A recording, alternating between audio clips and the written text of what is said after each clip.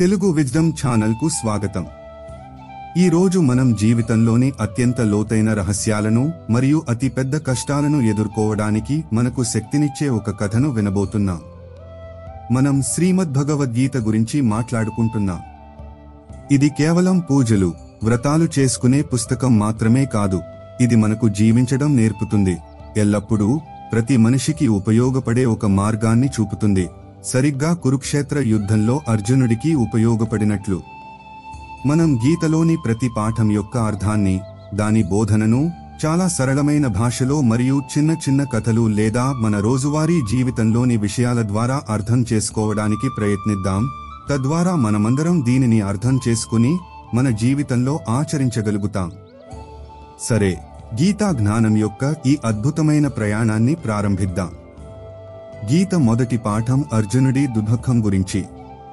ఊహించండి, ఒక పెద్ద యుద్ధం ప్రారంభం కాబోతోంది. ఒకవైపు తప్పుడు వాళ్ళు, అన్యాయం చేసేవాళ్లు ఉన్నారు. మరోవైపు న్యాయం కోసం పోరాడాలనుకునేవాళ్లు ఉన్నారు. కాని న్యాయం వైపు నుండి పోరాడే గొప్ప యోధుడు అర్జునుడు తన ఎదురుగా తన గురువులను, తాతను, సోదరులను మరియు బంధువులను చూడగానే అతని గుండె ఆగిపోతుంది. అతని చేతి నుండి ధనుస్సు జారిపోతుంది. శరీరం వణికిపోతుంది మరియు మనసులో తీవ్రమైన విచారం నిండిపోతుంది. అతను అంటాడు, కృష్ణ, నేను నా వాళ్లను చంపి రాజ్యాన్ని కోరుకోను. నా వాళ్ల రక్తాన్ని చిందించి వచ్చే సుఖం వల్ల ప్రయోజనమేమిటి? ఇది చాలా పెద్ద పాపం అవుతుంది. అర్జునుడి ఈ పరిస్థితి మనకు నేర్పుతుంది ఏమిటంటే, జీవితంలో చాలాసార్లు మన కర్తవ్యం మనకు చాలా కష్టంగా అనిపించే మలుపులు వస్తాయి. సరైన పని చేయడానికి కూడా మన వాళ్లను బాధ పెట్టాల్సి వస్తుందని అనిపిస్తుంది. ఉదాహరణకు, ఒక కంపెనీ మేనేజర్ ఉన్నాడు. అదే కంపెనీలో పనిచేస్తున్న తన పాత స్నేహితుడు కంపెనీ నియమాలను ఉల్లంఘిస్తున్నాడని లేదా సరిగ్గా పనిచేయడం లేదని, దానివల్ల కంపెనీకి నష్టం వస్తోందని అతనికి తెలుస్తుంది. ఇప్పుడు మేనేజర్ ముందు కష్టమైన పరిస్థితి. స్నేహాన్ని నిలబెట్టుకోవాలా లేక కంపెనీ పట్ల తన బాధ్యతను నిర్వర్తించాలా? అతను స్నేహితుడిపై చర్య తీసుకుంటే స్నేహం చెడిపోవచ్చు. స్నేహితుడు బాధపడతాడు. కాని తీసుకోకపోతే అతను తన బాధ్యత నుండి పారిపోతున్నట్లే. అర్జునుడి పరిస్థితి కూడా ఇదే. అతను యుద్ధం యొక్క ఫలితాన్ని, అంటే తన ప్రజల మరణం మరియు దానివల్ల కలిగే దుఃఖాన్ని చూసి తన క్షత్రియ ధర్మం, అంటే అన్యాయానికి వ్యతిరేకంగా పోరాడే కర్తవ్యం నుండి వెనుకడుగు వేస్తున్నాడు. ఈ పాఠం మనకు చూపుతుంది ఏమిటంటే, మన అనుబంధాలు మరియు మన భావాలు మన కర్తవ్య మార్గం నుండి మనల్ని ఎలా దారి తప్పించగలవో. గీత రెండవ పాఠంలో అర్జునుడు పూర్తిగా ధైర్యం కోల్పోయి యుద్ధం చేయకూడదని నిర్ణయించుకున్నప్పుడు, అప్పుడు శ్రీకృష్ణుడు అతనికి వివరించడం ప్రారంభిస్తాడు. ఇక్కడే గీతా బోధన ప్రారంభమవుతుంది. కృష్ణుడు మొదట అర్జునుడికి ఆత్మ ఎప్పటికీ మరణించదని చెబుతాడు. అతను అంటాడు, అర్జునా, నువ్వు ఎవరి మరణం గురించి చింతిస్తున్నావో వారు నిజానికి ఎప్పటికీ మరణించరు. నువ్వు గాని నేను గాని ఎప్పుడూ లేకపోవడం లేదా ఎప్పటికీ ఉండకపోవడం జరగదు. మనిషి పాత బట్టలు మార్చి కొత్తవి వేసుకున్నట్లే ఆత్మ పాత శరీరాన్ని విడిచి కొత్త శరీరాన్ని తీసుకుంటుంది. ఆత్మకు వృద్ధాప్యం రాదు, ఎప్పటికీ మరణించదు. దానిని ఏ ఆయుధం నరకలేదు, అగ్ని కాల్చలేదు, నీరు తడపలేదు, గాలి ఆరబెట్టలేదు.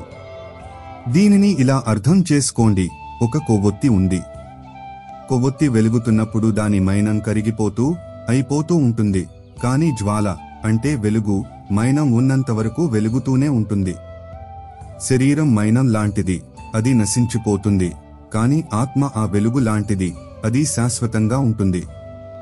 కాబట్టి ఎవరైనా మరణించినా లేదా చంపినా దుఃఖించడం వ్యర్థం. తరువాత కృష్ణుడు అర్జునుడికి అతని క్షత్రియ ధర్మాన్ని గుర్తుచేస్తాడు. ఒక యోధుడికి ధర్మయుద్ధం కంటే గొప్ప మంచి పని మరొకటి లేదని అంటాడు. నువ్వు యుద్ధం చేయకపోతే నీ కీర్తిని, ధర్మాన్ని కోల్పోతావు మరియు పాపానికి గురవుతావు. దీని తరువాత కృష్ణుడు స్థితప్రజ్ఞుడు, అంటే ఎవరి బుద్ధి ప్రశాంతంగా మరియు స్థిరంగా ఉంటుందో అలాంటి వ్యక్తి లక్షణాలను వివరిస్తాడు. అలాంటి వ్యక్తి సుఖంలో అతిగా సంతోషించడు మరియు దుఃఖంలో కలత చెందడు. అతని ఇంద్రియాలు అతని అదుపులో ఉంటాయి. ఒక తాబేలు తన అవయవాలను తన కవచంలోకి ముడుచుకున్నట్లే ప్రశాంతమైన బుద్ధిగల వ్యక్తి తన ఇంద్రియాలను ప్రపంచ విషయాల నుండి వెనక్కి తీసుకుంటాడు. ఆలోచించండి, ఒక విద్యార్థి పరీక్షలో ప్రథమ స్థానంలో నిలిచాడు. అతను సంతోషిస్తాడు, ఇది సహజం. కానీ అతను అహంకారంలో మునిగిపోయి ఇతరులను తక్కువగా చూడటం ప్రారంభిస్తే అది సరికాదు. లేదా అతను తదుపరి పరీక్షలో విఫలమై పూర్తిగా నిరాశ చెంది ప్రయత్నించడం మానేస్తే అది కూడా సరికాదు. ప్రశాంతమైన బుద్ధిగల వ్యక్తి విజయం మరియు వైఫల్యం రెండింటిలోనూ ఒకేలా ఉంటాడు మరియు తన లక్ష్యం వైపు సాగుతూనే ఉంటాడు. ఇదే పాఠంలో కృష్ణుడు ఆ ప్రసిద్ధ వాక్యాన్ని చెబుతాడు, పని చెయ్యి, ఫలితం గురించి చింతించకు. అంటే నీకు పని చేయడంపైనే అధికారం ఉంది, దాని ఫలితంపై కాదు. కాబట్టి పని ఫలితం గురించి చింతించకు, పని చేయకుండా ఉండాలని అనుకోకు. అంటే నీ పనిని పూర్తి శ్రద్ధతో చెయ్యి, ఫలితం ఎలా ఉంటుందో ఆ భగవంతుడిపై వదిలే. ఒక రైతు విత్తనాలు వేసేటప్పుడే వర్షం పడుతుందో లేదో, పంట బాగా వస్తుందో లేదో అని చింతిస్తూ ఉంటే అతను బహుశా విత్తనాలు కూడా సరిగ్గా వేయలేకపోవచ్చు. అతని పని సమయానికి విత్తనాలు వేయడం, ఎరువులు వేయడం, నీరు పెట్టడం. ఫలితం దేవుడి చేతిలో ఉంటుంది. గీత 3వ పాఠం కర్మయోగం, అంటే ఏ కోరిక లేకుండా పనిచేసే మార్గం. అర్జునుడి మనసులో ఒక సందేహం తలెత్తుతుంది. జ్ఞానమే గొప్పదైతే కృష్ణుడు అతన్ని యుద్ధం లాంటి భయంకరమైన పనిలో ఎందుకు నిమగ్నం చేస్తున్నాడు? అప్పుడు శ్రీకృష్ణుడు పని చేయడం ఎంత అవసరమో మరియు దానిని సరైన రీతిలో ఎలా చేయాలో వివరిస్తాడు. ఏ మనిషి కూడా ఒక్క క్షణం కూడా ఏమీ చేయకుండా ఉండలేడని అతను అంటాడు. మన అలవాట్లు మనల్ని పనిచేయడానికి బలవంతం చేస్తాయి. మనం ఏమీ చేయడం లేదని అనుకున్నా మన శ్వాస నడుస్తూనే ఉంది, మన గుండె కొట్టుకుంటూనే ఉంది, ఇది కూడా పనే కదా. కాబట్టి పనిని వదిలేయడం సాధ్యం కాదు, పనిని సరైన భావనతో చేయడం ముఖ్యం. దీనిని ఇలా అర్థం చేసుకోండి, ఒక ఇంట్లో తల్లి ఉంటుంది. ఆమె ఉదయం నుండి రాత్రి వరకు అందరి కోసం పనిచేస్తుంది. వంట చేయడం, శుభ్రం చేయడం, పిల్లలకు చదువు చెప్పడం, అందరినీ చూసుకోవడం. ఆమె ఇదంతా ఏ స్వార్థం లేకుండా ప్రేమతో చేస్తుంది. దీనికి బదులుగా నాకు ఏమి వస్తుందని ఆమె ఆలోచించదు. ఇది ఏ కోరిక లేకుండా పనిచేయడానికి ఒక ఉదాహరణ. కృష్ణుడు అంటాడు, మనమందరం మన కర్తవ్యాలన్నింటినీ ఇదే భావనతో, ఏ ఫలాపేక్ష లేకుండా సమాజ సంక్షేమం కోసం చేయాలి. సూర్యుడు ఏమీ ఆశించకుండా అందరికీ వెలుగునిచ్చినట్లు, నదులు ఏ స్వార్థం లేకుండా అందరికీ నీటినిచ్చినట్లు మనము మన పనులను చేయాలి. పైకి పనులు వదిలేసి మనసులో మాత్రం అవే విషయాల గురించి ఆలోచించే వ్యక్తి అబద్ధికుడు లేదా కపటి అని కూడా కృష్ణుడు హెచ్చరిస్తాడు. దీనికి బదులుగా ఇంద్రియాలను అదుపులో ఉంచుకుని ఏ అనుబంధం లేకుండా పనిచేయడం మంచిది. ఈ పాఠంలో కృష్ణుడు యజ్ఞభావనతో పనిచేయాలని నొక్కి చెబుతాడు.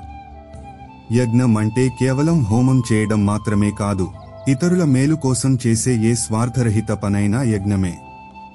మనం ఇతరులకు సహాయం చేసినప్పుడు, సమాజానికి ఏదైనా మంచి చేసినప్పుడు అది కూడా ఒక యజ్ఞమే. దీనివల్ల సమాజ చక్రం నడుస్తుంది మరియు అందరూ అభివృద్ధి చెందుతారు. పెద్దలు ఎలా ప్రవర్తిస్తారో సామాన్యులు కూడా అలాగే ప్రవర్తించడం ప్రారంభిస్తారని కూడా కృష్ణుడు చెబుతాడు. కాబట్టి సమాజంలోని నాయకులు మరియు మార్గదర్శకులు ఎల్లప్పుడూ మంచిగా ప్రవర్తించాలి, తద్వారా ఇతరులు కూడా వారిని అనుసరించగలుగుతారు. 4వ పాఠం జ్ఞానం, కర్మ మరియు త్యాగం యొక్క కలయిక. ఈ పాఠంలో శ్రీకృష్ణుడు తన అవతార రహస్యం గురించి వివరిస్తాడు.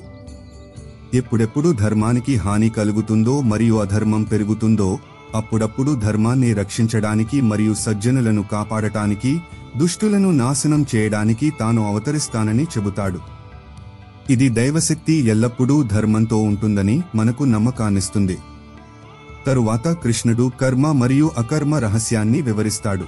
కర్మలో అకర్మను చూడటం మరియు అకర్మలో కర్మను చూడటమే వివేకమని అతను అంటాడు. దీని అర్థం ఏమిటి? ఉదాహరణకు, ఒక వైద్యుడు ఆపరేషన్ చేస్తున్నాడు. అతను పూర్తిగా తన పనిలో నిమగ్నమై ఉన్నాడు.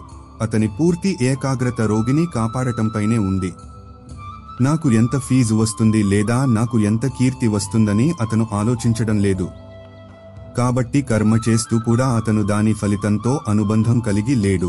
ఇదే కర్మలో అకర్మ, మరొక వ్యక్తి అన్నీ వదిలేసి అడవిలో కూర్చున్నాను, ఏ పని చేయడం లేదని అంటాడు.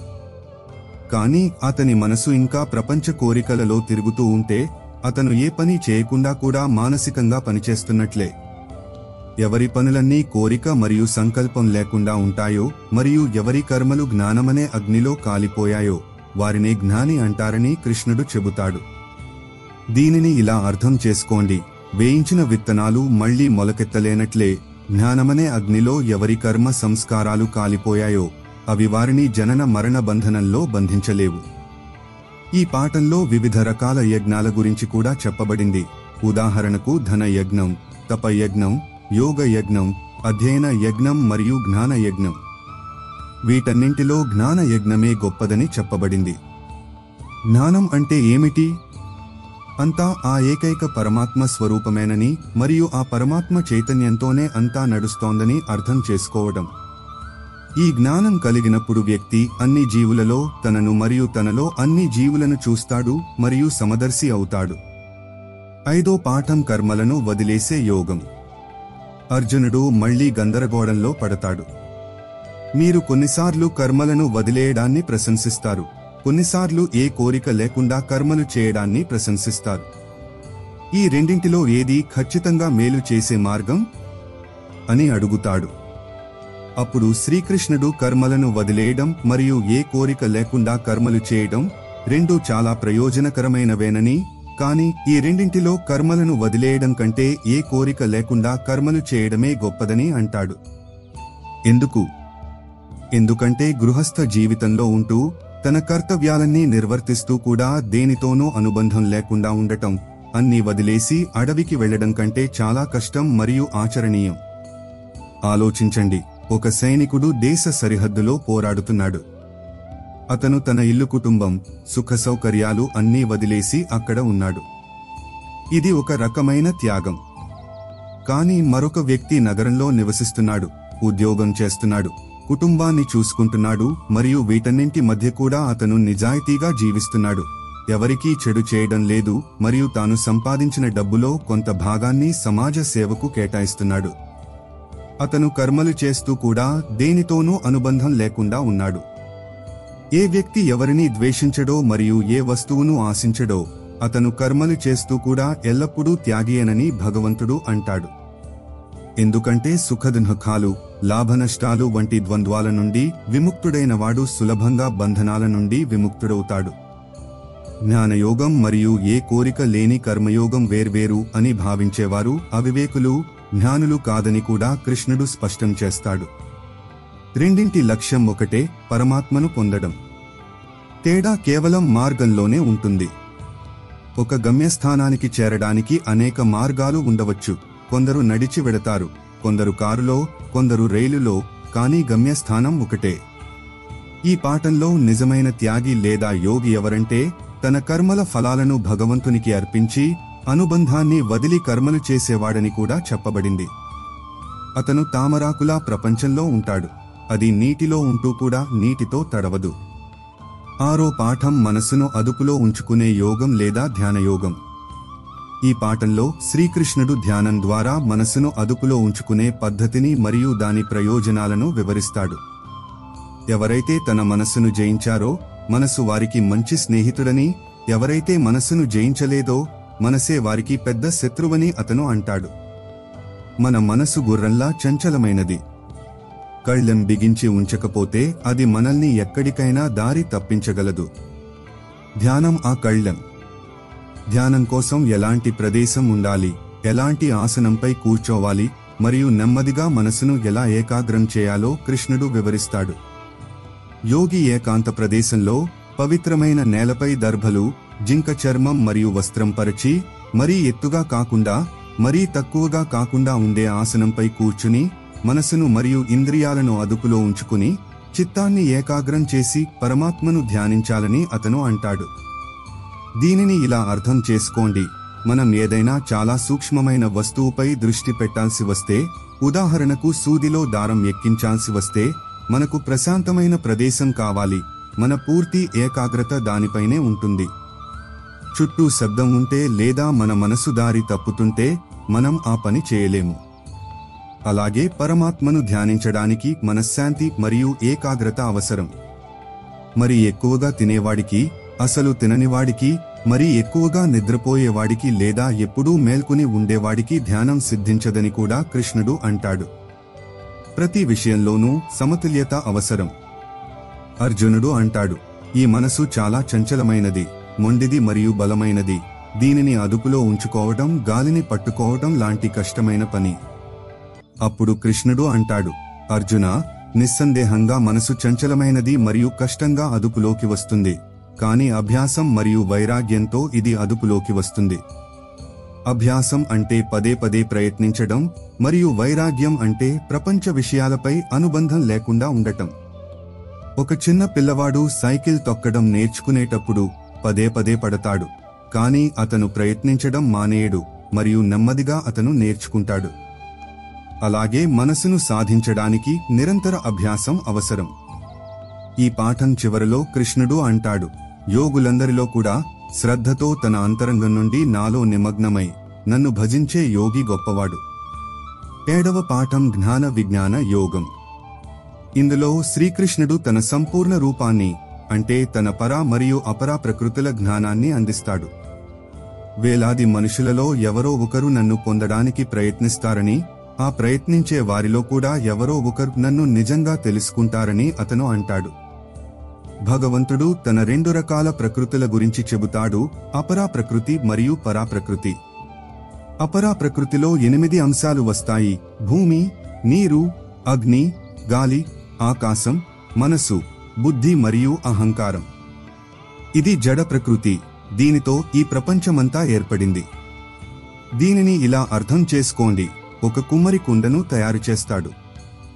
మట్టి, నీరు, చక్రం ఇవన్నీ అపరా ప్రకృతి లాంటివి.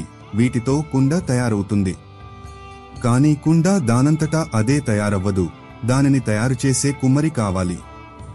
ఆ కుమ్మరే పరాప్రకృతి, అంటే చైతన్య శక్తి, జీవరూపిణి శక్తి ఈ జడ ప్రపంచాన్ని ధరించి ఉంది.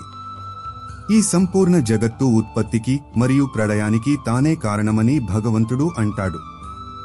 దారంలో పూసలు గుచ్చినట్లు అంతా తనలోనే ఉందని చెబుతాడు. తాను నీటిలో రసం, చంద్రుడు మరియు సూర్యుడిలో ప్రకాశం, వేదాలన్నింటిలో ప్రణవం, ఓం, ఆకాశంలో శబ్దం మరియు పురుషులలో పౌరుషం అని అంటాడు. దీనిని ఇలా అర్థం చేసుకోండి, బంగారం నుండి అనేక రకాల ఆభరణాలు తయారవుతాయి. హారం, కంకణం, ఉంగరం. రూపాలు వేర్వేరు, పేర్లు వేర్వేరు, కానీ మూల పదార్థం బంగారమే. అలాగే ఈ ప్రపంచంలో ఎన్ని రూపాలు మరియు పేర్లు ఉన్నాయో వాటన్నింటి మూల పదార్థం పరమాత్మే.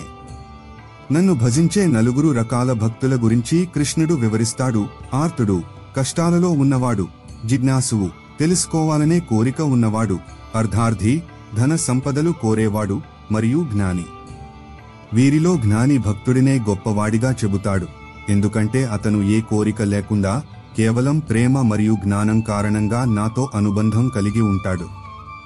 కానీ భగవంతుడు భక్తులందరూ తనకు ప్రియమైన వారేనని అంటాడు. 8వ పాఠం అక్షర బ్రహ్మయోగం, అంటే ఎప్పటికీ నశించని పరమాత్మ యోగం. ఈ పాఠంలో అర్జునుడు భగవంతుడిని కొన్ని ప్రశ్నలు అడుగుతాడు. బ్రహ్మ అంటే ఏమిటి? అధ్యాత్మం అంటే ఏమిటి? కర్మ అంటే ఏమిటి? అధిభూతం అంటే ఏమిటి? అధిదైవం ఎవరు? అధియజ్ఞం ఎవరు? మరియు మరణ సమయంలో మిమ్మల్ని ఎలా తెలుసుకోవచ్చు? భగవంతుడు ఈ ప్రశ్నలన్నింటికీ సమాధానమిస్తాడు. ఎప్పటికీ నశించని పర అక్షరమే బ్రహ్మ అని అతను అంటాడు. తన స్వరూపం, అంటే జీవాత్మ, అధ్యాత్మం. జీవులను సృష్టించే పని కర్మ, నశించిపోయే పదార్థాలు అధిభూతం. హిరణ్యమయ పురుషుడు లేదా పరమాత్మ విరాట్ స్వరూపం అధిదైవం. మరియు దేహధారులలో శ్రేష్ఠుడు. ఈ దేహంలో నేనే అధియజ్ఞుడిని, అంటే యజ్ఞాల ఫలాలను ఇచ్చేవాడిని నేనే. మరణ సమయంలో మనిషి ఏ భావనను స్మరిస్తూ శరీరాన్ని విడిచిపెడతాడో ఆ భావననే పొందుతాడని కృష్ణుడు చెప్పే అతి ముఖ్యమైన విషయం. కాబట్టి జీవితాంతం దేనిని అభ్యసించామో చివరి సమయంలో అదే గుర్తుకు వస్తుంది. దీనిని ఇలా అర్థం చేసుకోండి, ఒక విద్యార్థి ఏడాది పొడవునా చదవకుండా పరీక్ష చివరి రోజున అంతా చదివేస్తాననుకుంటే అది సాధ్యం కాదు. అలాగే మనం జీవితాంతం భగవంతుడిని స్మరించకపోతే, మంచి పనులు చేయకపోతే, చివరి సమయంలో అకస్మాత్తుగా భగవంతుడు గుర్తుకు వస్తాడనుకోవడం కష్టం. కాబట్టి జీవితాంతం అభ్యసించడం ముఖ్యం. చివరి సమయంలో కేవలం నా పరమాత్మ స్మరణ చేస్తూ ప్రాణాలు విడిచే వ్యక్తి నన్నే పొందుతాడు, ఇందులో ఎలాంటి సందేహం లేదు. కాబట్టి కృష్ణుడు అంటాడు, ప్రతిక్షణం నన్ను స్మరించు మరియు నీ కర్తవ్యం అర్జునుడికి యుద్ధం లాంటిది కూడా చెయ్యి. మనసును మరియు బుద్ధిని నాలో లగ్నం చేయడం ద్వారా నువ్వు నన్నే పొందుతావు. ఈ పాఠంలో శుక్ల మరియు కృష్ణ గతులు అంటే దేవయానం మరియు పితృయానం మార్గాల గురించి కూడా వర్ణించబడింది. వీటి ద్వారా యోగి తిరిగి రాకపోవడం, మోక్షం లేదా పుణ్యం క్షీణించిన తరువాత తిరిగి రావడం జరుగుతుంది. 9వ పాఠం రాజవిద్య రాజగుహ్య యోగం అంటే అన్ని విద్యలలో గొప్పది మరియు అన్ని రహస్యాలలో గొప్పదైన యోగం. ఈ జ్ఞానం అత్యంత పవిత్రమైనది మరియు అత్యంత రహస్యమైనది. ఈ సంపూర్ణ జగత్తులో తాను అవ్యక్తంగా వ్యాపించి ఉన్నానని భగవంతుడు అంటాడు. అన్ని జీవులు నాలోనే ఉన్నాయి, కానీ నేను వాటిలో లేను. ఇది ఒక లోతైన విషయం. దీనిని ఇలా అర్థం చేసుకోవచ్చు: ఆకాశంలో మేఘాలు ఉంటాయి. మేఘాలు ఆకాశంలో ఉన్నాయి, కానీ ఆకాశం మేఘాలలో లీనమై ఉండదు, అది వాటికి అతీతంగా ఉంటుంది. లేదా సినిమా తెరపై చిత్రాలు నడుస్తాయి. చిత్రాలు తెరపై ఉన్నాయి, కానీ తెర చిత్రాల నుండి వేరుగా మరియు నిర్లిప్తంగా ఉంటుంది. అలాగే పరమాత్మ ఈ సృష్టిలో వ్యాపించి ఉండి కూడా దానికి అతీతంగా ఉంటాడు. నన్ను అనన్య భక్తితో భజించేవారి యోగక్షేమాలను, లేనిది లభించేలా చేయడం మరియు ఉన్నది కాపాడటం తానే వహిస్తానని భగవంతుడు అంటాడు. ఇది ఒక గొప్ప హామీ. ఒక చిన్న పిల్లవాడు ఉన్నాడు. అతను పూర్తిగా తన తల్లిదండ్రులపై ఆధారపడి ఉంటాడు.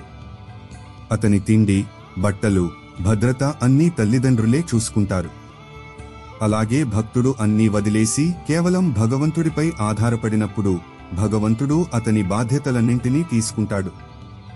ఎంత దుర్మార్గుడైనా సరే అనన్య భావంతో నన్ను భజిస్తే అతన్ని సాధువుగానే పరిగణించాలని, ఎందుకంటే అతను సరైన నిర్ణయం తీసుకున్నాడని మరియు త్వరలోనే ధర్మాత్ముడై పరమశాంతిని పొందుతాడని కృష్ణుడు అంటాడు. ఇది భగవంతుడి అపార కరుణను చూపుతుంది. ఏ భక్తుడైనా, ఏ వర్ణం, ఆశ్రమం లేదా లింగానికి చెందినవాడైనా సరే నాకు ఆకు, పువ్వు, పండు లేదా నీరు ప్రేమతో అర్పించినా నేను దానిని స్వీకరిస్తానని కూడా అతను అంటాడు. మీరు ఏమి అర్పిస్తున్నారనేది ముఖ్యం కాదు, ఏ భావనతో అర్పిస్తున్నారనేది ముఖ్యం. ఒక పేదవాడు నిజమైన మనసుతో ఒక పువ్వు అర్పించినా అది ధనవంతుడి లక్షల అర్పణ అంతే ప్రియమైనది. ఈ పాఠం సారాంశం ఏమిటంటే, నిజమైన భక్తి మరియు సమర్పణే భగవంతుడిని పొందడానికి అత్యంత ప్రత్యక్షమైన మరియు సరళమైన మార్గం. 10వ పాఠం విభూతి యోగం అంటే భగవంతుడి ఐశ్వర్యం మరియు ఆయన వివిధ గొప్పతనాల వర్ణన. అర్జునుడు భగవంతుడిని ప్రార్థిస్తాడు, ప్రభూ, మీరు ఏ దివ్య విభూతులతో ఈ లోకాలలో వ్యాపించి ఉన్నారో వాటిని వివరంగా చెప్పండి. అప్పుడు భగవంతుడు తన ప్రధాన విభూతులను వర్ణిస్తాడు. తాను సమస్త ప్రాణుల ఆది, మధ్య మరియు అంతంలో ఉన్న ఆత్మనని అంటాడు. తాను ఆదిత్యులలో విష్ణువు, జ్యోతులలో సూర్యుడు, మరుత్తులలో మరీచి మరియు నక్షత్రాలలో చంద్రుడనని అంటాడు. వేదాలలో సామవేదం, దేవతలలో ఇంద్రుడు, ఇంద్రియాలలో మనసు మరియు ప్రాణులలో చైతన్యం తానేనని అంటాడు. రుద్రులలో శంకరుడు, యక్షరాక్షసులలో కుబేరుడు, వసువులలో అగ్ని మరియు పర్వతాలలో సుమేరు తానేనని అంటాడు. పురోహితులలో బృహస్పతి, సేనాపతులలో స్కందుడు మరియు జలాశయాలలో సముద్రం తానేనని అంటాడు. మహర్షులలో భృగువు, వాణిలో ఓంకారం, యజ్ఞాలలో జపయజ్ఞం మరియు స్థావర వస్తువులలో హిమాలయం తానేనని అంటాడు. వృక్షాలలో రావి చెట్టు, దేవర్షులలో నారదుడు, గంధర్వులలో చిత్రరథుడు మరియు సిద్ధులలో కపిలముని తానేనని అంటాడు. గుర్రాలలో ఉచ్చేశ్రవస్సు, ఏనుగులలో ఐరావతం మరియు మనుషులలో రాజు తానేనని అంటాడు.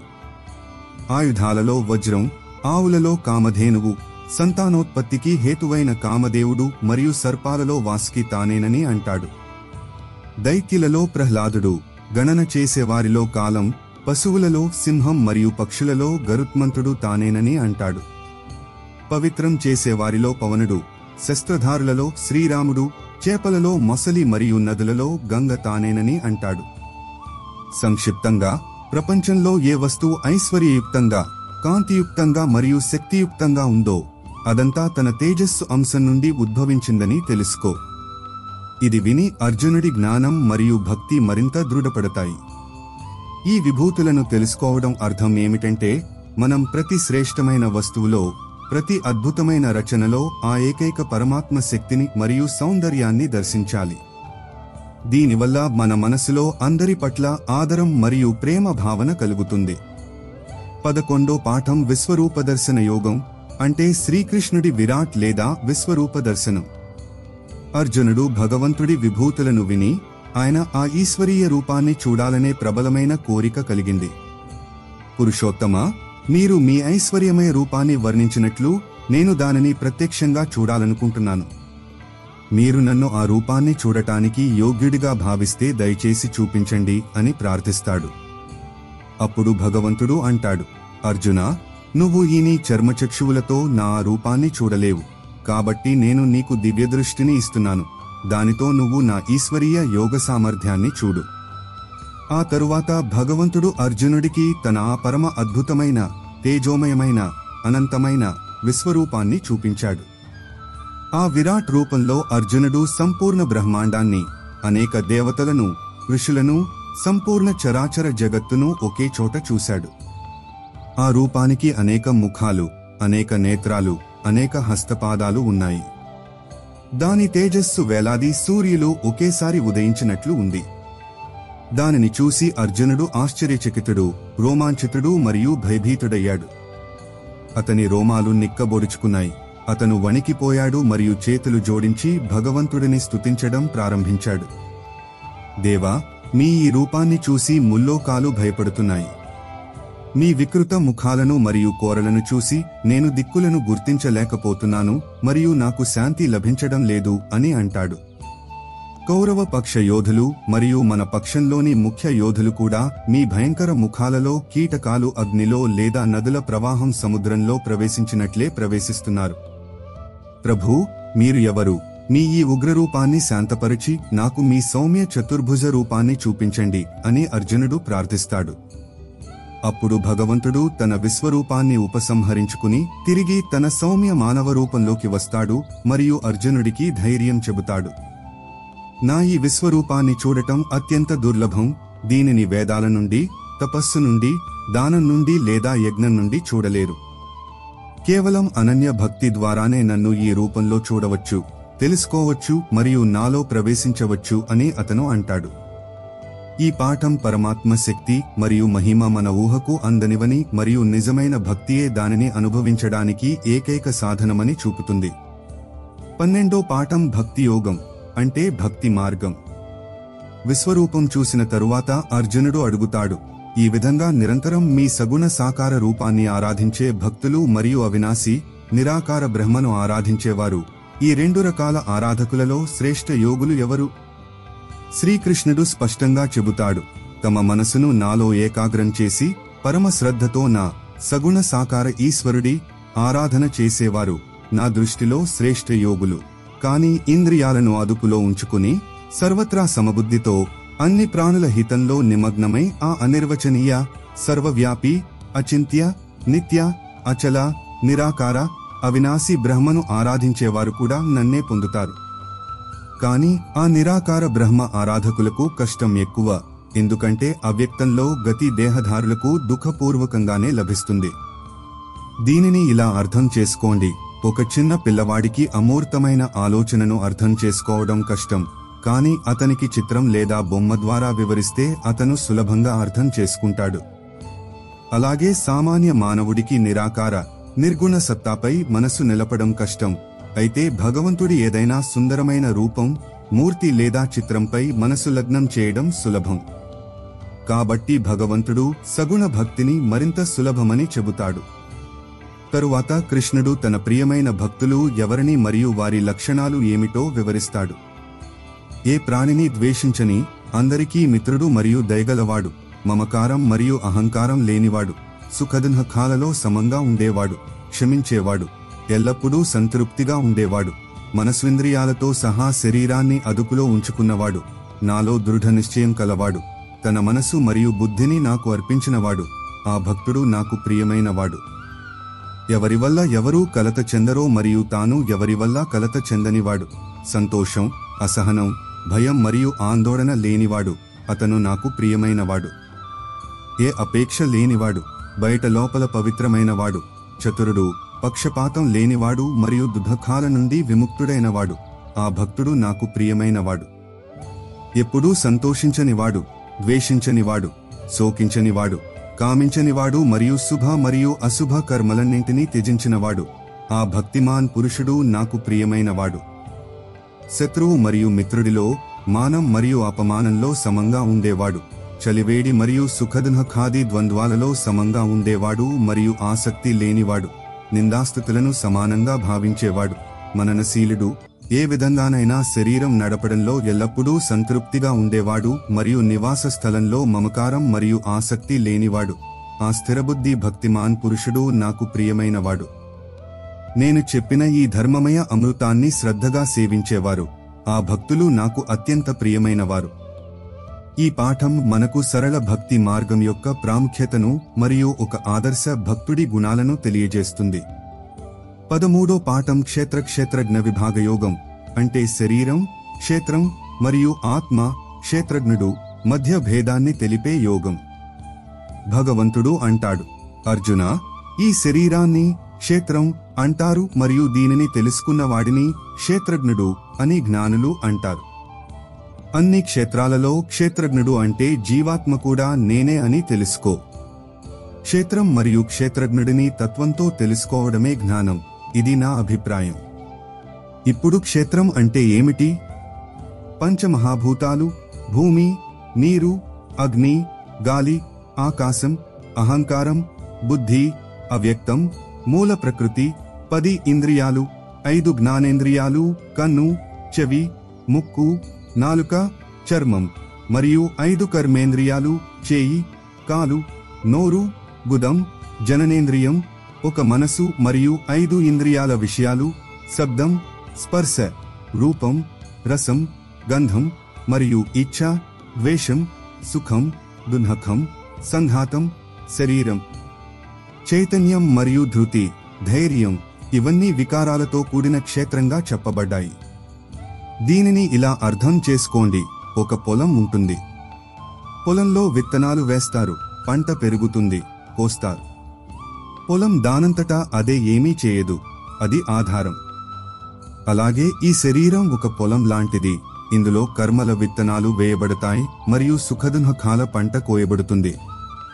మరి క్షేత్రజ్ఞుడు ఎవరు? పొలాన్ని తెలిసినవాడు, అందులో వ్యవసాయం చేసేవాడు, అంటే ఆత్మ. కృష్ణుడు జ్ఞాన లక్షణాలను కూడా వర్ణిస్తాడు: అమానిత్వం, గర్వం లేకపోవడం, అదంభిత్వం లేకపోవడం, అహింస, క్షమ, సరళత, గురుసేవ, శౌచం, పవిత్రత, స్థిరత్వం, ఆత్మసంయమం, ఇంద్రియ విషయాలపై వైరాగ్యం, అహంకారం లేకపోవడం, జనన మరణవృద్ధాప్య వ్యాధులలో దుఃఖదోషాలను పదే పదే ఆలోచించటం, పుత్ర స్త్రీ గృహాదులపై అనాసక్తి మరియు నిర్మమత్వం, ప్రియ మరియు అప్రియాల ప్రాప్తిలో ఎల్లప్పుడూ చిత్తం సమంగా ఉండటం, నాలో, పరమాత్మలో అనన్య భక్తి, ఏకాంత ప్రదేశంలో నివసించే స్వభావం, జనసమూహం పట్ల అయిష్టత, అధ్యాత్మ జ్ఞానంలో నిత్యస్థితి మరియు తత్వజ్ఞానం యొక్క అర్ధరూపమైన పరమాత్మ దర్శనం, ఇదంతా జ్ఞానం మరియు దీనికి విరుద్ధమైనది అజ్ఞానం. తరువాత అతను జ్ఞేయం, తెలుసుకోదగినది, అంటే పరబ్రహ్మ పరమాత్మను వర్ణిస్తాడు. అది అనాది, సత్ అని గాని అసత్ అని గాని చెప్పలేము. అది అన్ని వైపులా చేతులు కాళ్ళు కలది, అన్ని వైపులా కళ్ళు తల ముఖాలు కలది, అన్ని వైపులా చెవులు కలది, ఎందుకంటే అది ప్రపంచంలో అందరినీ వ్యాపించి ఉంది. అది ఇంద్రియాలు లేకపోయినా అన్ని ఇంద్రియాల విషయాలను తెలుసుకుంటుంది, ఆసక్తి లేకపోయినా అందరినీ ధరించి పోషిస్తుంది మరియు నిర్గుణమైన గుణాలను అనుభవిస్తుంది. అది సూక్ష్మమైనందున అవిజ్ఞేయం మరియు అత్యంత సమీపంలో మరియు దూరంలో కూడా అదే ఉంది. ఈ విధంగా క్షేత్రం మరియు క్షేత్రజ్ఞుడి భేదాన్ని తెలుసుకుని మనుష్యుడు మోక్షాన్ని పొందుతాడు. 14వ పాఠం గుణత్రయ విభాగయోగం, అంటే ప్రకృతి 3 గుణాలైన సత్వం, రజస్సు మరియు తమస్సుల విశ్లేషణ. ప్రకృతి నుండి ఉత్పన్నమైన ఈ 3 గుణాలు సత్వగుణం, రజోగుణం మరియు తమోగుణం ఈ అవినాశీ జీవాత్మను శరీరంలో బంధిస్తాయని భగవంతుడు అంటాడు. వీటిలో సత్వగుణం నిర్మలమైనందున ప్రకాశాన్నిచ్చేది మరియు నిర్వికారమైనది. అది సుఖంపై ఆసక్తితో మరియు జ్ఞానంపై ఆసక్తితో బంధిస్తుంది. ఉదాహరణకు, ఒక వ్యక్తి చాలా జ్ఞాని మరియు అతనికి తన జ్ఞానం వల్ల సుఖం కలుగుతుంది, లేదా తాను చాలా సాత్విక జీవితం గడుపుతున్నానని గర్వం ఉంటుంది. ఇది కూడా ఒక రకమైన బంధనమే. రజోగుణం రాగాత్మకమైనది. అది తృష్ణ మరియు ఆసక్తి నుండి ఉత్పన్నమవుతుంది. అది ఈ జీవాత్మను కర్మలు మరియు వాటి ఫలాలపై ఆసక్తితో బంధిస్తుంది. ఉదాహరణకు, ఒక వ్యక్తిలో చాలా కోరికలు ఉంటాయి. నాకు ఇది కావాలి, అది కావాలి, నేను ఇది అవ్వాలి, అది అవ్వాలి, మరియు దీనికోసం అతను రాత్రింబవళ్లు పరిగెత్తుతూ ఉంటాడు. అతనికి శాంతి లభించదు. ఇది రజోగుణ ప్రభావం. తమోగుణం అజ్ఞానం నుండి ఉత్పన్నమవుతుంది మరియు దేహధారులందరినీ మోహింపజేస్తుంది. అది ప్రమాదం, ఆలస్యం మరియు నిద్ర ద్వారా బంధిస్తుంది. ఉదాహరణకు, ఒక వ్యక్తి ఎప్పుడూ ఆలస్యంగా ఉంటాడు, ఏ పని చేయాలనుకోడు, లేదా మత్తులో మునిగి ఉంటాడు. అతనికి మంచి చెడుల వివేకం ఉండదు. ఇది తమోగుణ ప్రభావం. ఈ 3 గుణాలు ప్రతి వ్యక్తిలో ఉంటాయి. కొన్నిసార్లు ఒక గుణం ప్రబలంగా ఉంటుంది, కొన్నిసార్లు మరొకటి. సత్వగుణం పెరిగినప్పుడు జ్ఞాన ప్రకాశం ఉత్పన్నమవుతుంది. రజోగుణం పెరిగినప్పుడు లోభం, ప్రవృత్తి, కర్మల ఆరంభం, అశాంతి మరియు స్పృహ ఉత్పన్నమవుతాయి. మరియు తమోగుణం పెరిగినప్పుడు అప్రకాశం, అప్రవృత్తి, ప్రమాదం మరియు మోహం ఉత్పన్నమవుతాయి. ఈ గుణాల ప్రకారమే మరణానంతరం జీవుడి గతి ఉంటుంది. సత్వగుణంలో మరణించిన వ్యక్తి ఉత్తమ లోకాలను పొందుతాడు. రజోగుణంలో మరణించిన వ్యక్తి మనుష్య యోనిలో జన్మిస్తాడు మరియు తమోగుణంలో మరణించిన వ్యక్తి మూఢ యోనులలో, పశువులు, పక్షులు మొదలైనవి జన్మిస్తాడు. ఏ జ్ఞాని పురుషుడు ఈ 3 గుణాలనే కర్తలుగా భావిస్తాడో మరియు తనను వీటికి అతీతుడిగా, సాక్షి ఆత్మగా భావిస్తాడో, అతను నా పరమాత్మ స్వరూపాన్ని పొందుతాడు. అర్జునుడు అడుగుతాడు, ఈ 3 గుణాలకు అతీతుడైన, గుణాతీతుడైన పురుషుడి లక్షణాలు ఏమిటి మరియు అతను ఈ గుణాలను ఎలా అధిగమిస్తాడు? భగవంతుడు వివరిస్తాడు. ప్రకాశం, సత్వం, ప్రవృత్తి, రజస్సు మరియు మోహం, తమస్సు లభించినప్పుడు వాటిని ద్వేషించనివాడు మరియు అవి నివృత్తమైనప్పుడు ఆశించనివాడు, ఉదాసీనుడిలా స్థిరంగా ఉండేవాడు, గుణాల ద్వారా చలించనివాడు, గుణాలే గుణాలలో ప్రవర్తిస్తున్నాయని భావించేవాడు, స్థిరంగా ఉంటాడు మరియు తన స్థితి నుండి చలించడు. సుఖదుఃఖాలలో సమంగా ఉండేవాడు, మట్టిరాయి బంగారంలో సమభావం కలవాడు, ప్రియంప్రియాలలో తుల్యంగా ఉండేవాడు, నిందాస్తుతులలో సమానంగా ఉండేవాడు, మానాపమానాలలో తుల్యంగా ఉండేవాడు, మిత్రశత్రు పక్షాలలో తుల్యంగా ఉండేవాడు మరియు సంపూర్ణ ఆరంభాలను త్యజించినవాడు. అతను గుణాతీతుడు అని చెప్పబడతాడు. మరియు అవ్యభిచారిణి భక్తియోగం ద్వారా నిరంతరం నన్ను భజించేవాడు. ఈ 3 గుణాలను అధిగమించి బ్రహ్మభావాన్ని పొందడానికి యోగ్యుడవుతాడు. 15వ పాఠం పురుషోత్తమ యోగం, అంటే ఉత్తమ పురుషుడి యోగం. ఈ పాఠంలో భగవంతుడు సంసారమనే వృక్షాన్ని వర్ణిస్తాడు. ఈ సంసారాన్ని ఒక అశ్వత్థ, రావి వృక్షంతో పోల్చారు. దీని మూలాలు పైకి, పరమాత్మ వైపు మరియు కొమ్మలు కిందికి, సంసారం వైపు వ్యాపించి ఉన్నాయి. వేదాలు దాని ఆకులు. ఈ వృక్షాన్ని తెలిసినవాడే వేదవిదుడు. ఈ వృక్షం కొమ్మలు 3 గుణాల సత్వం, రజస్సు, తమస్సు నీటితో పెరిగాయి మరియు శబ్దస్పర్శాది విషయ వాసనలు దీని చిగుళ్ళు. దీని మూలాలు కిందికి మనుష్య లోకంలో కర్మల ప్రకారం బంధించబడి ఉన్నాయి. ఈ సంసార వృక్షం నిజస్వరూపం అర్థం కాదు. దీనికి ఆది లేదు, అంతం లేదు మరియు స్థితి కూడా లేదు. ఈ అత్యంత దృఢమైన మూలాలున్న సంసార వృక్షాన్ని దృఢ వైరాగ్యమనే ఆయుధంతో నరికి, ఆ తరువాత ఆ పరమ పదరూపమైన పరమేశ్వరుడిని వెతకాలి. అక్కడికి వెళ్లిన పురుషులు తిరిగి సంసారంలోకి రారు. దీనిని ఇలా అర్థం చేసుకోండి. ఒక దట్టమైన అడవి ఉంది. అందులో మనం దారి తప్పిపోతాం. బయటకు రావడానికి మనం ఆ అడవి స్వరూపాన్ని అర్థం చేసుకుని సరైన దారిని వెతకాలి. ఈ సంసారం కూడా ఆ అడవి లాంటిదే మరియు వైరాగ్యం ఆ గొడ్డలి. దానితో మనం మోహమాయ బంధనాలను నరికి బయటకు రావచ్చు. జీవాత్మ నా శాశ్వత అంశమని, అది ఈ ప్రకృతిలో ఉండి మనసుతో సహా 6 ఇంద్రియాలను ఆకర్షిస్తుందని భగవంతుడు అంటాడు. ఈ జీవాత్మ ఒక శరీరం నుండి మరొక శరీరంలోకి వెళ్ళినప్పుడు గాలి సువాసనను తీసుకువెళ్ళినట్లే ఈ ఇంద్రియాలను కూడా తీసుకువెళుతుంది. ఈ జీవాత్మే చెవి, కన్ను, చర్మం, నాలుక, ముక్కు మరియు మనసు ఆశ్రయంతో విషయాలను సేవిస్తుంది. మూర్ఖులు శరీరాన్ని విడిచిపెట్టేటప్పుడు లేదా కొత్త శరీరంలోకి వెళ్లేటప్పుడు లేదా గుణాలతో కూడిన ఈ ఆత్మను తెలుసుకోలేరు. కేవలం జ్ఞానచక్షువులు కలవారే దీనిని చూడగలరు. ఈ పాఠంలో క్షరపురుషుడు, నశించే జగత్తు, అక్షర పురుషుడు, కూటస్థ ఆత్మ మరియు ఉత్తమ పురుషుడు, పరమాత్మ వర్ణించబడ్డారు. సంపూర్ణ నశించే భూతప్రాణులు క్షర, కూటస్థ అంటే మాయలో ఉన్న జీవాత్మ అక్షర, మరియు ఈ రెండింటికంటే ఉత్తమ పురుషుడు వేరొకడు, అతను పరమాత్మ అని చెప్పబడ్డాడు. ఆ అవినాశి ఈశ్వరుడు ముల్లోకాలలో ప్రవేశించి వాటిని ధరించి పోషిస్తాడు. నేను క్షరుడికి అతీతుడను మరియు అక్షరుడి కంటే ఉత్తముడను కాబట్టి లోకంలో మరియు వేదంలో పురుషోత్తముడిగా ప్రసిద్ధి చెందాను. ఏ జ్ఞాని పురుషుడు నన్ను ఈ విధంగా పురుషోత్తముడిగా తెలుసుకుంటాడో అతను సర్వజ్ఞుడై అన్ని విధాలుగా నన్నే భజిస్తాడు. 16వ పాఠం దైవాసుర సంపద్ విభాగయోగం, అంటే దైవీ మరియు అసురీ సంపదల విభాగం.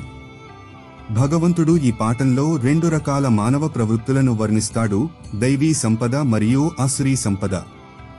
దైవీ సంపద గుణాలతో కూడిన మనుషులు మోక్షం వైపు సాగుతారు, అయితే అసురీ సంపద కలవారు బంధనంలో చిక్కుకుంటారు. దైవీ సంపద లక్షణాలు: అభయం, నిర్భయత, సత్వ సంశుద్ధి, అంతఃకరణ పవిత్రత, జ్ఞానయోగ వ్యవస్థితి, జ్ఞానం మరియు యోగంలో స్థితి, దానం, దమం, ఇంద్రియ నిగ్రహం, యజ్ఞం, స్వాధ్యాయం, తపస్సు, ఆర్జవం, సరళత, అహింస, సత్యం, అక్రోధం, కోపం లేకపోవడం, త్యాగం, శాంతి, అపైశూన్యం, ఎవరిని నిందించకపోవడం, భూతదయ, అలోలుప్త్వం, లోభం లేకపోవడం, మార్దవం, కోమలత్వం, హ్రీ, లజ్జ, అచాపల్యం, చంచలత్వం లేకపోవడం, తేజస్సు, క్షమ, ధృతి, ధైర్యం, శౌచం, బాహ్య మరియు ఆంతరిక పవిత్రత, అద్రోహం, ఎవరితోనూ ద్రోహం చేయకపోవడం మరియు నాతిమానిత, అభిమానం లేకపోవడం. ఈ గుణాలు వ్యక్తిని ఆధ్యాత్మిక ఉన్నతి వైపు నడిపిస్తాయి. ఒక మంచి విత్తనం నుండి మంచి చెట్టు మరియు తీయని పండ్లు లభించినట్లే ఈ దైవీ గుణాలతో కూడిన వ్యక్తి జీవితం తనకు మరియు సమాజానికి కళ్యాణకరం అవుతుంది. దీనికి విరుద్ధంగా అసురీ సంపద కలవారి లక్షణాలు: దంభం, కపటం, దర్పం, గర్వం, అభిమానం, క్రోధం, పారుష్యం, కఠినత్వం మరియు అజ్ఞానం. అలాంటివారు జగత్తు ఆధారరహితం, అసత్యం మరియు ఈశ్వరుడు లేకుండా కేవలం కామహేతుకమని అంటారు. వారు ఆత్మ మరియు పరమాత్మ అస్తిత్వాన్ని నమ్మరు. వారు భయంకరమైన కర్మలు చేసేవారు, జగత్తు నాశనం చేసేవారు. వారు దంభం, మానం మరియు మదంతో కూడి దురాగ్రహాలను పట్టుకుని మోహవశాన అసత్ వస్తువుల ఆశ్రయం తీసుకుని అపవిత్ర సంకల్పాలతో సంసారంలో విహరిస్తారు. వారు అసంఖ్యాక చింతలతో చుట్టుముట్టబడి కామోపభోగాన్నే పరమ పురుషార్థంగా భావిస్తారు. వారు ఆశ అనే వందలాది ఉచ్చులతో బంధించబడి కామక్రోధాలకు పరాయణులై విషయ భోగాల కోసం అన్యాయంగా ధన సేకరణ చేయడానికి ప్రయత్నిస్తారు. వారు ఆలోచిస్తారు, ఈ రోజు నేను ఇది సాధించాను, ఇప్పుడు ఈ మనోరథాన్ని పూర్తి చేస్తాను, నా దగ్గర ఇంత ధనం ఉంది, ఇంకా ఉంటుంది. ఆ శత్రువు నా చేత చంపబడ్డాడు, ఇతరులను కూడా చంపుతాను. నేను ఈశ్వరుడిని, నేను భోగిని, నేను సిద్ధుడిని, నేను బలవంతుడిని మరియు సుఖిని. నేను పెద్ద ధనవంతుడిని మరియు పెద్ద కులస్థుడిని, నా సమానుడు మరొకడు ఎవరు? నేను యజ్ఞం చేస్తాను, దానం ఇస్తాను, విలాసంగా ఉంటాను. ఈ విధంగా అజ్ఞానంతో మోహితులై వారు అనేక విధాలుగా భ్రమించిన చిత్తం కలవారు, మోహజాలంలో చిక్కుకున్నవారు, విషయ భోగాలలో అత్యంత ఆసక్తులై అపవిత్ర నరకంలో పడతారు.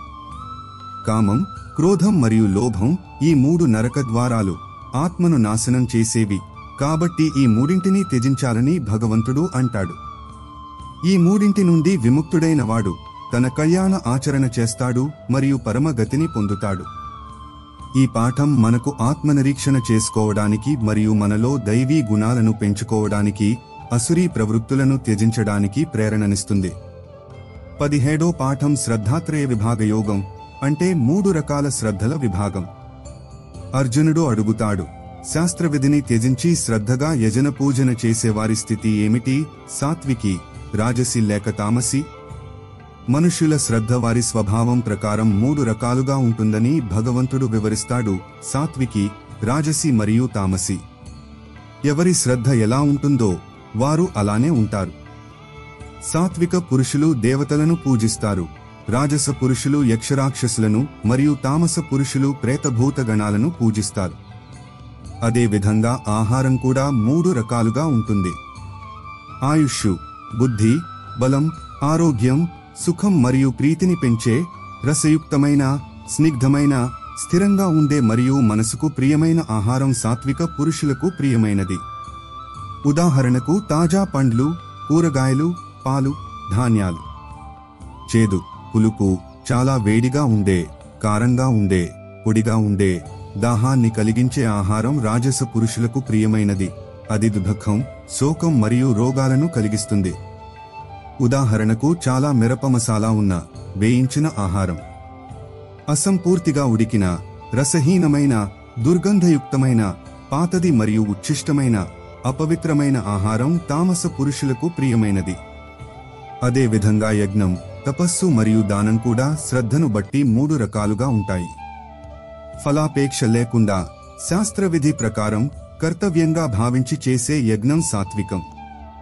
ఫలాపేక్షతో లేదా దంభం కోసం చేసే యజ్ఞం రాజసం. శాస్త్రవిధి లేని, అన్నదానం లేని, మంత్రాలు లేని, దక్షిణ లేని మరియు శ్రద్ధ లేని యజ్ఞం తామసం. శారీరక తపస్సులో దేవ, ద్విజ, గురు మరియు జ్ఞానుల పూజ, పవిత్రత, సరళత, బ్రహ్మచర్యం మరియు అహింస వస్తాయి. వాక్కు తపస్సులో ఉద్వేగం కలిగించని, సత్యమైన, ప్రియమైన మరియు హితకరమైన ప్రసంగం మరియు స్వాధ్యాయ అభ్యాసం వస్తాయి. మానసిక తపస్సులో మనసు ప్రసన్నత, సౌమ్యత, మౌనం, ఆత్మసంయమం మరియు భావశుద్ధి వస్తాయి. ఈ 3 రకాల తపస్సులు పరమశ్రద్ధతో, ఫలాపేక్ష లేకుండా చేసినప్పుడు సాత్వికంగా ఉంటాయి. సత్కారం, మానం మరియు పూజ కోసం దంభంతో చేసే తపస్సు అనిశ్చితమైన మరియు తాత్కాలిక ఫలాన్నిచ్చే రాజస తపస్సు. మూర్ఖత్వంతో, పట్టుదలతో తనను తాను హింసించుకుంటూ లేదా ఇతరులకు హాని చేయడానికి చేసే తపస్సు తామస తపస్సు. దేశ, కాల మరియు పాత్రను పరిగణించి ఏ ఉపకార భావన లేకుండా కర్తవ్యంగా భావించి ఇచ్చే దానం సాత్విక దానం. క్లేశంతో, ప్రత్యుపకార భావనతో లేదా ఫలాపేక్షతో ఇచ్చే దానం రాజసదానం. మరియు అయోగ్య దేశకాలాలలో కుపాత్రుడికి సత్కారం లేకుండా లేదా తిరస్కారంతో ఇచ్చే దానం తామసదానం. చివరగా ఓం తత్ సత్ అనే 3 నామాలను బ్రహ్మ నిర్దేశంగా పరిగణిస్తారు. వీటితో ప్రాచీన కాలంలో బ్రాహ్మణులు, వేదాలు మరియు యజ్ఞాలు రచించబడ్డాయి. కాబట్టి యజ్ఞ, దాన మరియు తపస్సు క్రియలు ఓం ఉచ్చారణతోనే ప్రారంభించబడతాయి. 18వ పాఠం మోక్ష సన్యాస యోగం.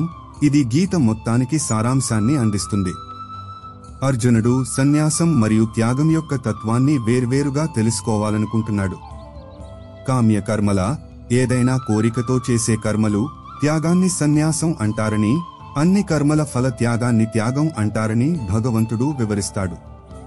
కొందరు విద్వాంసులు కర్మలన్నీ దోషయుక్తమైనవి కాబట్టి త్యజించాలని అంటారు. మరికొందరు యజ్ఞ, దాన మరియు తపస్సు రూప కర్మలను త్యజించకూడదని అంటారు. దీనిపై భగవంతుడు తన నిశ్చిత అభిప్రాయాన్ని చెబుతాడు. యజ్ఞ, దాన మరియు తపస్సు రూప కర్మలు త్యజించదగినవి కావు, చేయవలసినవే, ఎందుకంటే ఇవి మనీషులను కూడా పవిత్రం చేస్తాయి. కానీ ఈ కర్మలను కూడా ఆసక్తి మరియు ఫలాపేక్షను త్యజించి చేయాలి. నియత కర్మ త్యాగం ఉచితం కాదు. మోహవశాన దానిని త్యజించడం తామస త్యాగం. దుఃఖదాయకమని భావించి శారీరక క్లేశ భయంతో త్యజించే కర్మ రాజస త్యాగం మరియు దానికి ఫలం లభించదు. శాస్త్రవిహిత కర్మాన్ని కర్తవ్యంగా భావించి ఆసక్తి మరియు ఫలాపేక్షను త్యజించి చేసేదే సాత్విక త్యాగం. జ్ఞాని పురుషుడు సంశయరహితుడై అకుశల కర్మను ద్వేషించడు మరియు కుశల కర్మలో ఆసక్తి చూపడు. దేహధారికి సంపూర్ణ కర్మల త్యాగం సాధ్యం కాదు, కాబట్టి కర్మఫల త్యాగియే త్యాగి అని చెప్పబడతాడు. కర్మఫల త్యాగికి కర్మల మంచి, చెడు లేదా మిశ్రమ ఫలం మరణానంతరం లభిస్తుంది, కానీ కర్మ సన్యాసికి కాదు. ఏ కర్మ సిద్ధికైనా 5 కారణాలు ఉంటాయి: అధిష్టానం, శరీరం, కర్త, వివిధ కరణాలు, ఇంద్రియాలు, అనేక రకాల చేష్టలు మరియు 5వది దైవం, ప్రారబ్ధం. ఈ 5ంటిని పరిగణించకుండా కేవలం శుద్ధ ఆత్మనే కర్తగా భావించే మనుష్యుడు దుర్బుద్ధి, యథార్థాన్ని చూడడు. ఎవరి బుద్ధి నేను కర్తను అనే భావంతో లీనమవ్వదో మరియు ఎవరి బుద్ధి సాంసారిక పదార్థాలు మరియు కర్మలలో చిక్కుకోదో, అతను ఈ లోకాలన్నింటినీ చంపినా నిజానికి చంపడు మరియు బంధింపబడడు. జ్ఞానం, జ్ఞేయం మరియు పరిజ్ఞాత ఈ 3 కర్మ ప్రేరణలు. కరణం, కర్మ మరియు కర్త ఈ 3 కర్మ సంగ్రహాలు. జ్ఞానం, కర్మ మరియు కర్త కూడా గుణాల భేదాన్ని బట్టి 3 రకాలుగా చెప్పబడ్డాయి. అదే విధంగా బుద్ధి, ధృతి, ధైర్యం మరియు సుఖం కూడా 3 రకాలు.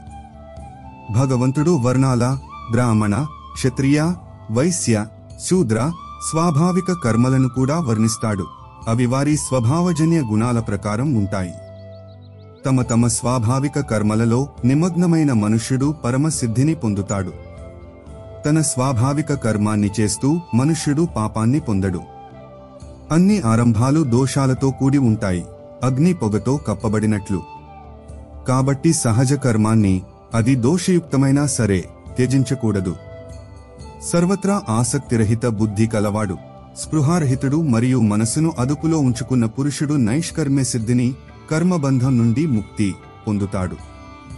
అన్ని కర్మలను మనసుతో నాకు అర్పించి సమబుద్ధి యోగాన్ని ఆశ్రయించి నిరంతరం నాలో చిత్తం లగ్నం చేయమని భగవంతుడు అర్జునుడికి ఉపదేశిస్తాడు. నాలో చిత్తం లగ్నం చేయడం వల్ల నువ్వు నా కృపతో అన్ని సంకటాలను దాటుతావు మరియు అహంకారంతో నా మాట వినకపోతే నశిస్తావు. చివరగా భగవంతుడు అంటాడు, సంపూర్ణ ధర్మాల ఆశ్రయాన్ని విడిచిపెట్టి కేవలం నా శరణు వేడు. నేను నిన్ను అన్ని పాపాల నుండి విముక్తుడిని చేస్తాను, శోకించకు. ఇది గీత పరమ రహస్యమయ ఉపదేశం. ఇది అత్యంత భక్తుడికి మరియు వినడానికి ఇష్టపడేవాడికే చెప్పాలి. ఈ పరమ గోప్య సంవాదాన్ని భక్తులలో చెప్పేవాడు నన్నే పొందుతాడు. ఈ ధర్మమయ సంవాదాన్ని అధ్యయనం చేసేవాడి ద్వారా కూడా నేను జ్ఞానయజ్ఞంతో పూజింపబడతాను. ఇది నా అభిప్రాయం. అర్జునుడు అంటాడు, అచ్యుతా, నీ కృప వల్ల నా మోహం నశించింది మరియు నాకు స్మృతి లభించింది. నేను సంశయరహితుడినై స్థిరంగా ఉన్నాను మరియు మీ ఆజ్ఞను పాటిస్తాను. సంజయుడు ధృతరాష్ట్రుడికి ఈ సంవాదాన్ని వినిపిస్తున్నవాడు అంటాడు, ఎక్కడ యోగేశ్వరుడైన కృష్ణుడు ఉన్నాడో మరియు ఎక్కడ ధనుర్ధరుడైన అర్జునుడు ఉన్నాడో అక్కడే శ్రీ, విజయం, విభూతి మరియు అచల నీతి ఉంటాయి. ఇది నా అభిప్రాయం. ఇది శ్రీమద్భగవద్గీతలోని 18 పాఠాల సారాంశం. దీనిని మనం సరళమైన భాషలో మరియు కొన్ని ఉదాహరణలతో అర్థం చేసుకోవడానికి ప్రయత్నించాం. గీతా జ్ఞానం చాలా లోతైనది. దీనిని ఎంత చదివినా, ఎంత ఆలోచించినా అంత కొత్త అర్థం మరియు కొత్త ప్రేరణ లభిస్తుంది. తెలుగు విద్యం యొక్క ఈ సమర్పణ మీకు గీతా బోధనలను మీ జీవితంలో ఆచరించడానికి సహాయపడుతుందని ఆశిస్తున్నాం. వీడియో జ్ఞానదాయకంగా అనిపిస్తే లైక్ చేయండి మరియు ఇలాంటి మరిన్ని వీడియోల కోసం ఛానల్కు తప్పకుండా సబ్స్క్రైబ్ చేసుకోండి. ఇది మేము మరింత మెరుగ్గా పనిచేయడానికి మాకు ప్రేరణనిస్తుంది. వీడియో ఎలా అనిపించిందో కామెంట్లలో తప్పకుండా తెలియజేయండి. తద్వారా మేము భవిష్యత్తులో మరింత మెరుగుపరచగలుగుతాం. ధన్యవాదాలు.